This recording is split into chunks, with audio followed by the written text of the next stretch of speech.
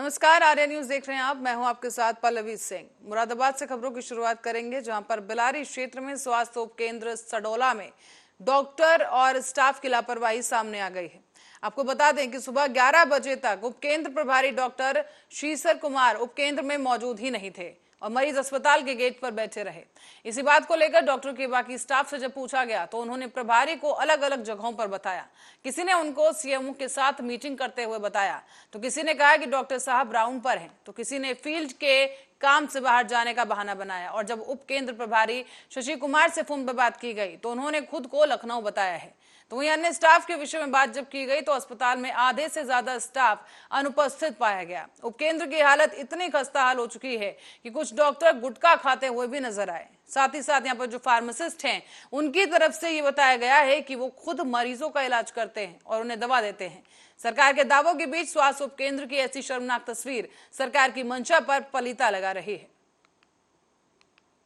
Sir open है जी, जैसे patient आता है तो जब तक हम उसको वॉच करते हैं बीपी, टेम्परेचर और उसकी फीटल हार्ट से। तो महिला डॉक्टर आती हैं? हाँ, महिला स्टाफ नर्स और डॉक्टर। तो इमरजेंसी में बुलाना पड़ता है या फिर हर 24 घंटे रहते हैं? सूचना देने पर। कितनी दूर से आते हैं वो लोग? ये बिलारी CSC से। इस समय कोई भी नहीं है। यदि कोई इमरजेंसी डिलीवरी आ जाती है तो क्या होगा, कैसे रेफर करें? करते हैं सर। रेफर करते हैं। आज इस समय CSC प्रभारी मौजूद हैं? अभी है कहाँ है, जैसे सर ने बताया है। क्या बता रहे हैं? इन्फॉर्मेशन है सर, मुझे इन्फॉर्मेशन नहीं है, सर को इन्फॉर्मेशन है फार्मेसी। क्या बज रहे हैं लगभग आप? अब करीब कितना बज रहा है? 11 के लगभग। 11 बजे। देखिए, हमारा प्राथमिक स्वास्थ्य केंद्र सोंडारा है। वहाँ पे एक डॉक्टर, एक फार्मासिस्ट, एक वार्ड बॉय, एक स्वीपर, एक मेल स्टाफ नर्स पोस्टेड हैं और एक स्वीपर को मैंने यहाँ पे अपने CSC पे बुला रखा। कुछ पौधों का वो करना था, पौधरोपण करना था। और डॉक्टर साहब छुट्टी लिए हुए हैं तो अपने काम से कहीं गए हैं। फिर दवाइयाँ वहाँ पर इमरजेंसी में दवाइयाँ कौन सी हैं? देखिए, दवाई का और उसका जो है वो सक्षम है वहाँ के डॉक्टर मंगाने के लिए और इंडेंट बना करके उसको मंगाना होता है, तो ये उनकी जिम्मेदारी है। दवाई तो वैसे कहीं भी कम नहीं है, सफिशिएंट है। और हमारे यहाँ ज़िले में भी कम नहीं है दवाई, वहाँ भी सफिशिएंट है। देखिए, यहाँ अतिरिक्त प्राथमिक स्वास्थ्य केंद्र सोंडारा बिलारी। सुबह से आपके द्वारा कितने मरीजों को देखा गया? लगभग 10 मरीज आ चुके हैं जी, अभी तक लगभग 10 मरीज। अच्छा, प्रभारी कौन है? क्या नाम प्रभारी साहब का? दवाई चिकित्सा अधिकारी इस समय डॉक्टर शिशिर कुमार जी हैं। कहाँ पर है वो? इस समय अभी आपने बात करी थी उनसे, तो वो लखनऊ है। अच्छा, आपके द्वारा बताया गया कि CMO साहब की मीटिंग पे मेरे अब बात करने से पहले। जी हाँ, कल मुझसे कह रहे थे कि मैं जो है CMO ऑफिस जाऊँगा, काम है, ऑफिशियल वर्क बता रहे थे, तो वो मैंने आपको बताया। और अब अभी फ़ोन से जानकारी प्राप्त की आपने, तो उन्होंने लखनऊ बताया। हो सकता है उनको लखनऊ जाना पड़ गया हो। अच्छा, तो उनकी जगह अब मरीजों कौन देखता है?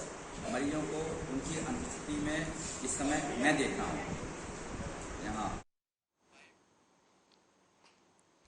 और एनसीपी में बगावत के बाद अब कांग्रेस विपक्ष के नेता पद पर दावा करेगी। और ये बातें कांग्रेस नेता नाना पटोले की तरफ से सामने आई हैं। उनका ये कहना है कि जिस तरीके से महाराष्ट्र में राजनीति की स्थिति है, उसके हिसाब से महाराष्ट्र में सबसे बड़ी पार्टी कांग्रेस है और यही वजह है कि नेता प्रतिपक्ष के लिए कांग्रेस पार्टी की तरफ से दावा किया जा रहा है।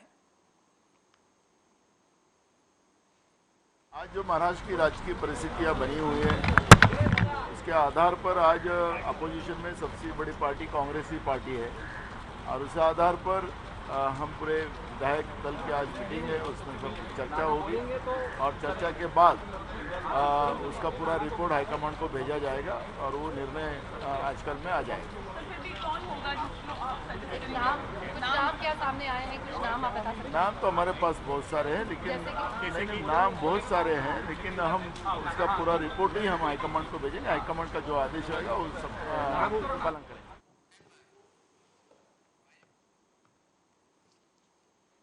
और औरैया से खबर है, जहां शहर से 5 किलोमीटर दूर यमुना नदी पर स्थित देवकली मंदिर पर सावन के पहले दिन भक्तों का तांता लगा हुआ दिखाई दिया। यहाँ पर आपको बता दें कि भक्तों की जो भीड़ है वो देवकली मंदिर पहुंची और भक्तों ने भगवान भोले शंकर के शिवलिंग पर बेलपत्री फूल चढ़ाकर जल अभिषेक भी किया।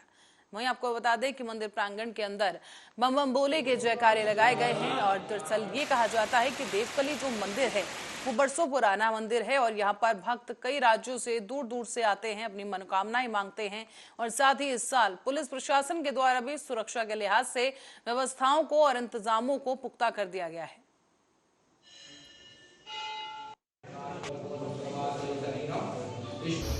इस बार एक श्रावण मास का महीना और वन मास का महीना 2 है और 8 सोमवार सावन के पड़ेंगे।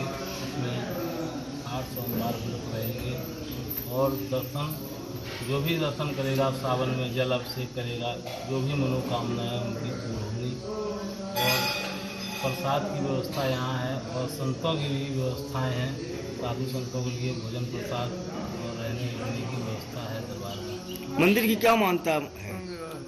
भोलेनाथ का दरबार है, जो भी भक्त यहाँ अपनी मनोकामना लेकर आता है उसकी यहाँ पूर्ण होती है। और कांवड़ यात्रा को लेकर सुपर जोन और सेक्टर्स में बांट दिया गया है बुलंदशहर और इस नए बदलाव के बाद ये जो जिला है वो 5 सुपर जोन, 18 जोन और 56 सेक्टरों में बांटा गया है। बता दें आपको कि सीसीटीवी सर्विलांस की जद में कांवड़ सेवा शिविर का संचालन किया जाएगा। भारी वाहनों का 7 जुलाई से लेकर 9 जुलाई से हल्के वाहनों का रूट डायवर्जन होगा और ड्रोन कैमरों की मदद से कांवड़ यात्रा की निगरानी की जाएगी। सुरक्षा के तमाम जो इंतजाम है वो पुलिस टीम करने में जुटी हुई है। साथ ही आपको ये बता दें कि प्रमुख मंदिरों पर भी सीसीटीवी विशेष तौर पर लगाए जाएंगे। सावन का पावन महीना शुरू हो रहा है और 15 और 16 को शिवरात्रि के मुहूर्त पर यहाँ विभिन्न मंदिरों पे जल चढ़ाया जाएगा। इसके अतिरिक्त प्रत्येक सोमवार को भी जनपद बुलंदशहर में काफ़ी संख्या में श्रद्धालु आकर जल चढ़ाते हैं। इसके दृष्टिगत पूरे जनपद को 5 सुपर जोन, 18 जोन और 55 सेक्टर्स में विभाजित किया गया है, जिसमें मजिस्ट्रेट्स और पुलिस ऑफिसर्स की ड्यूटी लगाई गई है। इसके अतिरिक्त ड्रोन कैमरे के माध्यम से, आईपी बेस्ड सीसीटीवी कैमरे के माध्यम से इस पूरे यात्रा की निगरानी रखी जाएगी। जो भी कांवड़ शिविर लगे हैं उन शिविर संचालकों से भी अनुरोध किया गया है कि वो वहाँ अपने शिविर पर सीसीटीवी कैमरा लगाएं। और एक बड़ी खबर की ओर रुख करेंगे जो कि उत्तर प्रदेश से सामने आ रही है। इस वक्त की बड़ी और अहम खबर जो कि आपको बता दें कि भारतीय जनता पार्टी को जल्द मिल सकता है नया प्रभारी। बड़ी अपडेट इस वक्त की उत्तर प्रदेश से सामने आई है, जहां भारतीय जनता पार्टी के 40 जिलों के जिलाध्यक्षों के नाम तय लगभग हो चुके हैं और 40 जिलों के बीजेपी जिलाध्यक्ष बदले जाएंगे। यानी कि जो मौजूदा जिलाध्यक्ष हैं इन 40 जिलों में उन्हें हटा दिया जाएगा और उनकी जगह नए जिलाध्यक्ष स्थापित किए जाएंगे और उनकी जो लिस्ट है और जो नाम है उस पर मोहर लग चुकी है। लगभग सब कुछ तय है। 40 नए जिलाध्यक्ष यहाँ पर रखे जाएंगे, नियुक्त किए जाएंगे और किसी भी वक्त ये लिस्ट सामने आ सकती है। सूत्रों के हवाले से इस वक्त की बड़ी खबर जो कि उत्तर प्रदेश से जुड़ी है, जहां आपको बता दें कि यहाँ पर एक बड़ा फेरबदल हो सकता है उत्तर प्रदेश में। बीजेपी को जल्द मिल सकते हैं नए प्रभारी और आपको ये बताते चले कि सूची लगभग तय हो चुकी है, जल्द ही सबके सामने होगी। 40 जिले ऐसे हैं जिनके जिलाध्यक्षों का नाम तय किया जा चुका है और उन्हें अब बदला जाएगा। जो 40 जिले हैं उसमें बीजेपी जिलाध्यक्ष पद से हटा दिए जाएंगे।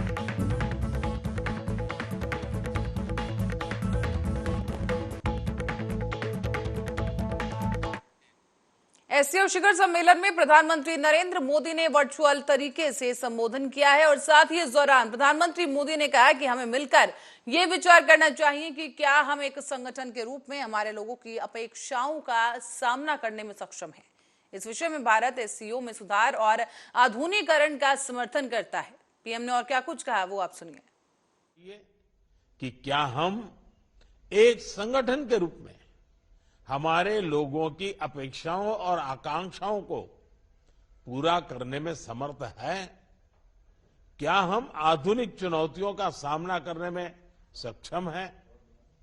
क्या एससीओ एक ऐसा संगठन बन रहा है जो भविष्य के लिए पूरी तरह से तैयार हो? इस विषय में भारत एससीओ में सुधार और आधुनिकीकरण के प्रस्ताव का समर्थन करता है। एससीओ के अंतर्गत भाषा संबंधी बाधाओं को हटाने के लिए हमें भारत के AI based language platform Bhashini को सभी के साथ साझा करने में खुशी होगी। यह digital technology for inclusive growth का एक उदाहरण बन सकता है। यूएन सहित अन्य वैश्विक संस्थानों में भी सुधार के लिए एससीओ एक महत्वपूर्ण आवाज बन सकता है। मुझे खुशी है कि आज ईरान एससीओ परिवार में एक नए सदस्य के रूप में जुड़ने जा रहा है। इसके लिए मैं राष्ट्रपति राइसी और ईरान के लोगों को बहुत बहुत शुभकामनाएं देता हूं। साथ ही मंत्री स्तर की बैठकों में हमने मिलकर कई महत्वपूर्ण दस्तावेज तैयार किए हैं। इनसे हम अपने सहयोग में नए और आधुनिक आयाम जोड़ रहे हैं, जैसे ऊर्जा क्षेत्र में इमर्जिंग फ्यूल्स पर सहयोग, ट्रांसपोर्ट के क्षेत्र में डीकार्बनाइजेशन और डिजिटल ट्रांसफॉर्मेशन में सहयोग, डिजिटल पब्लिक इंफ्रास्ट्रक्चर के क्षेत्र में सहयोग। भारत का प्रयास रहा है कि एससीओ में सहयोग केवल सरकारों तक सीमित न रहे, लोगों के बीच संपर्क और गहरा करने के लिए भारत की अध्यक्षता में नई पहलें ली गई हैं। पहली बार SCO millet food festival, film festival, SCO Surajkund craft मेला, think tank conference, international conference on shared Buddhist heritage का आयोजन किया गया। एससीओ की पहली पर्यटन एवं सांस्कृतिक राजधानी इटर्नल सिटी वाराणसी अलग अलग कार्यक्रमों के लिए आकर्षण का केंद्र बनी। एससीओ देशों के युवाओं की ऊर्जा और प्रतिभा को सार्थक करने के लिए हमने young scientist conclave, young authors conclave, young resident scholars program, startup forum, youth council जैसे नए फोरम्स का आयोजन किया। अब बढ़ेंगे अगली खबर की ओर। खबर कन्नौज से है, जहां बीती रात को इंदौर बैतूल नेशनल हाईवे पर हंडिया के पेट्रोल पंप के पास दो बाइकों की आमने सामने भिड़ंत हो गई। इसमें बाइक सवार एक एएसआई की दर्दनाक मौत हो गई है। बताया जा रहा है कि मंगलवार सुबह ही जिला अस्पताल में शव का पोस्टमार्टम कर परिजनों को सौंप दिया गया है। परिजनों ने शव को अपने गृह ग्राम मुरैना के पास धौलपुर में ले जाकर उसे वहां पर रखा और उसके बाद अंतिम क्रिया की गई। बताया जा रहा है कि पुलिस से मिली जानकारी के अनुसार देवास जिले के खातेगांव तहसील के अंतर्गत आने वाले नेमावर थाने में पदस्थ एएसआई रामजस हादसे का शिकार हो गए हैं और इसी प्रकरण की जांच अब जारी है।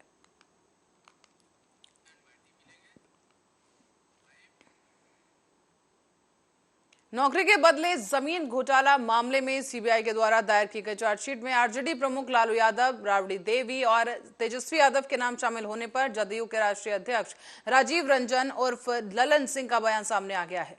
उनका यह कहना है कि हमें जानकारी थी कि ये चार्जशीट फाइल होगी और पहले 2 बार सीबीआई जांच में बता चुकी है कि उसमें कोई साक्ष्य नहीं है। अगस्त 2022 में जब महागठबंधन फिर से बना और हम इसमें शामिल हुए, तब से ही ये शुरू हुआ है। आश्चर्य की बात यह है कि 5 दिन पहले भी पीएम ने कहा था कि एनसीपी नेता 70,000 करोड़ रुपए के घोटाले में शामिल हैं।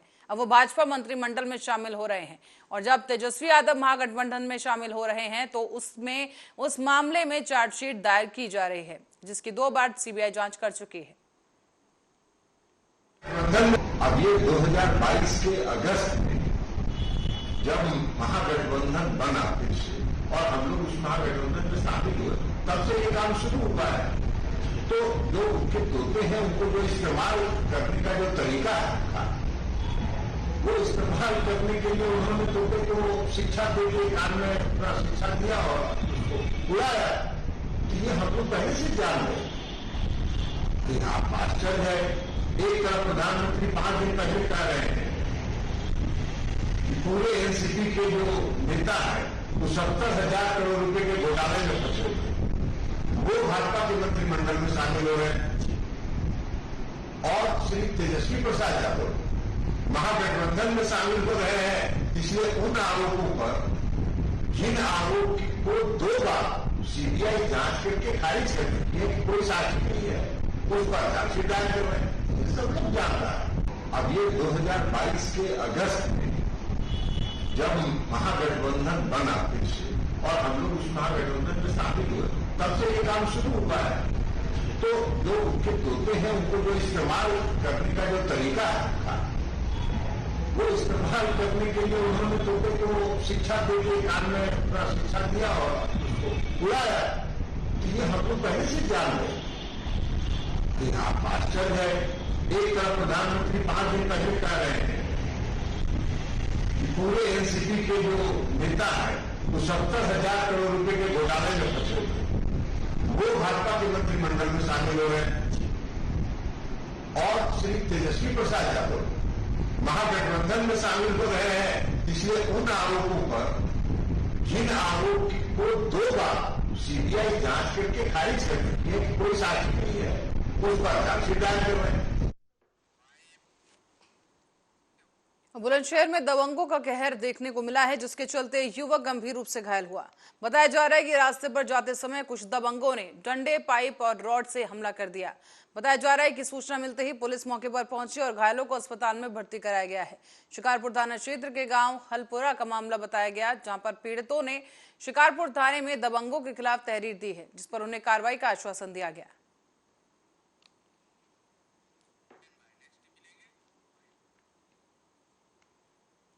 अब खबर मुरादाबाद से, जहां शराब कारोबारियों की पोल खुली तो माफियाओं के होश उड़ गए। बताया जा रहा है कि बिलारी में कुछ दुकानदार प्रिंट रेट से महंगी शराब बेच रहे हैं और दुकानों पर करीब 68 रुपए वाली दारू 80 रुपए में बेची जा रही है। बिलारी में शराब लेने गए एक व्यक्ति ने विरोध किया तो उसके साथ ही ये वीडियो तेजी के साथ सोशल मीडिया पर वायरल होने लगा। पैसे वापस लेते हुए शख्स नजर आ रहा है और अब इस पूरे प्रकरण में जांच जारी है।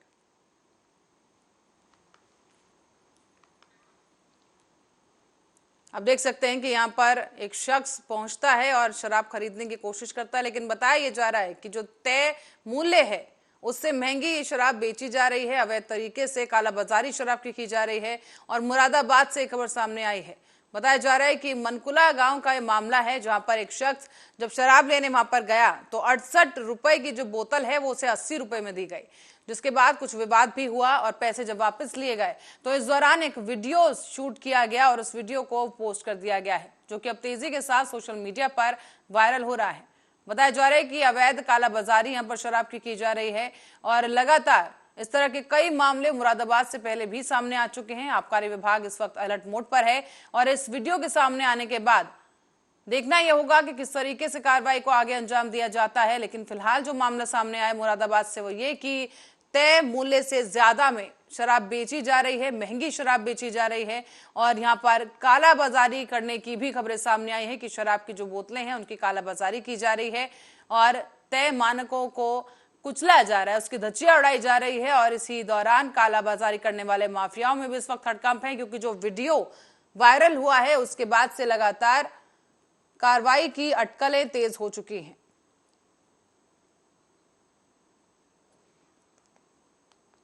मुरादाबाद से ये मामला देखने को मिला है, जहां पर बिलारी में एक शराब की दुकान है, जहां पर एक शख्स शराब लेने पहुंचता है तो वहां पर 68 रुपए की जो बोतल है उसे वो 80 रुपए में दी जाती है, जिस पर कुछ विवाद होता है और उसी दौरान जब दुकानदार उसे पैसे वापस करता है, पैसे कम पाए जाते हैं तो ये वीडियो बनाया जाता है और वीडियो को सोशल मीडिया पर पोस्ट कर दिया गया।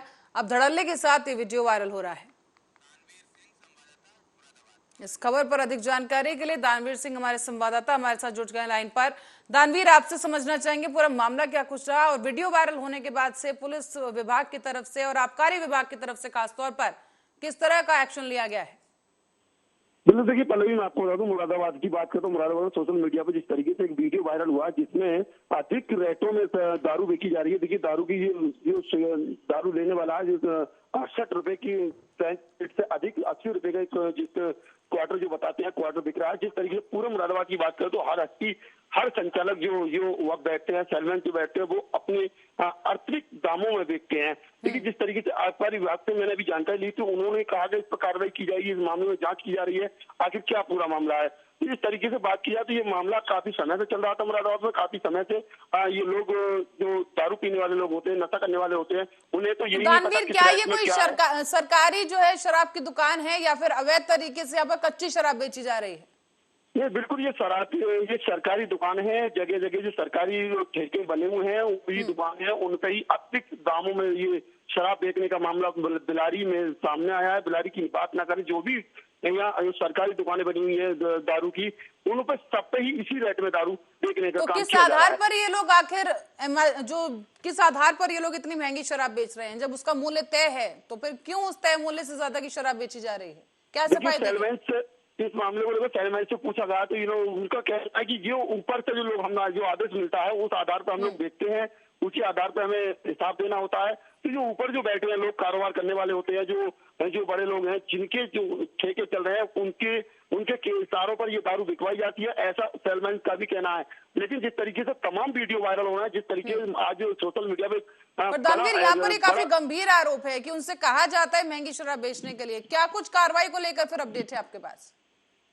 बिल्कुल, देखिए मैं अभी थोड़ी देर पहले ही आबकारी विभाग से मेरी बात हुई थी, जो उनके अधिकारी हैं उनसे मेरी बात हुई तो उन्होंने कार्रवाई की बात की है। फिलहाल उन्होंने कहा कि जो आप बता रहे हैं उस वीडियो पर संज्ञान लिया जाएगा और जो भी जिस तरीके के दामों में अगर महंगे में कोई बेच रहा है तो उन पर कार्रवाई की जाएगी। तो उन्होंने आश्वासन दिया है, अगर कितने समय में कार्रवाई होगी, क्या कार्रवाई की जाएगी, ये आने वाले समय बताएगा। जी तो दानवीर, कितने समय से ये जो शराब की दुकान है वो चल रही है? क्या कोई नई दुकान खुली है और इस तरह से कब से ये चला जा रहा है मामला? देखिए नई कोई दुकान नियुक्त नहीं की गई है। जो दुकानें पुरानी चल रही थी, दारू की जो दुकान ठेके हैं वो पुराने चल रहे थे, उन पे ही महंगी दामों में बेची जा रही है।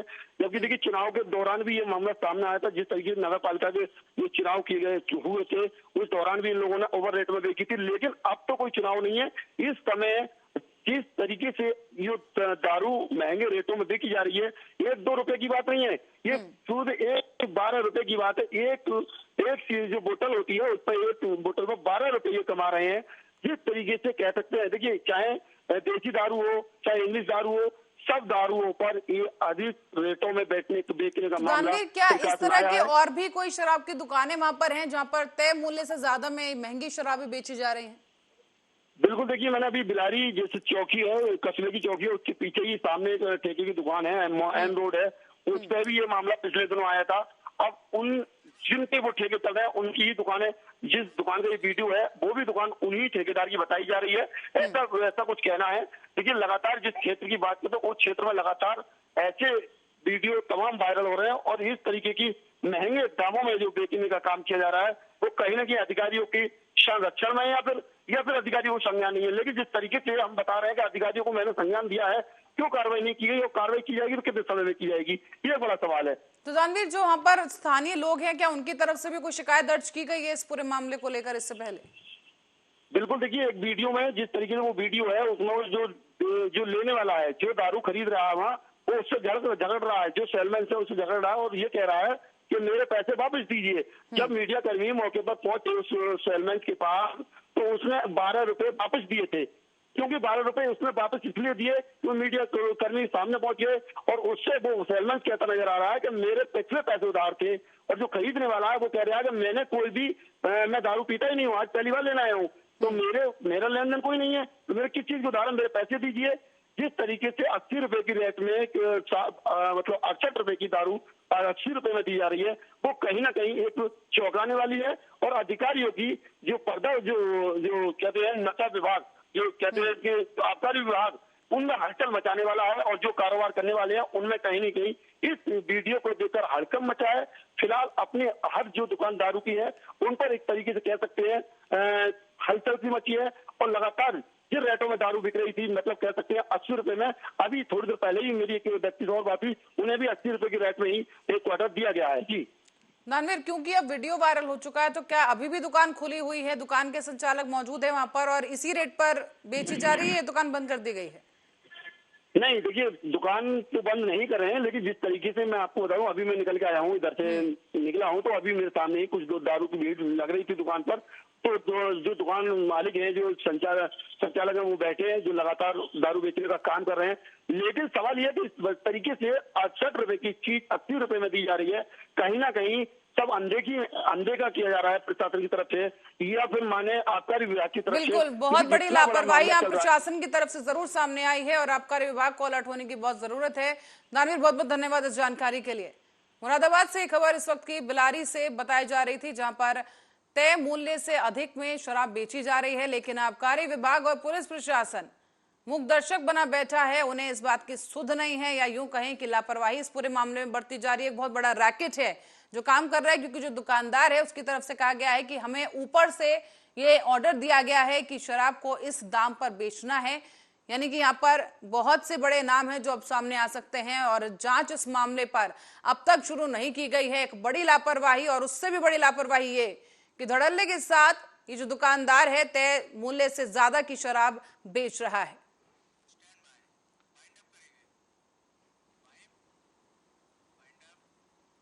और इस खबर के साथ ही बुलेटिन में फिलहाल के लिए इतना ही। आप बने रहे हमारे साथ, देखते रहे आर्या न्यूज।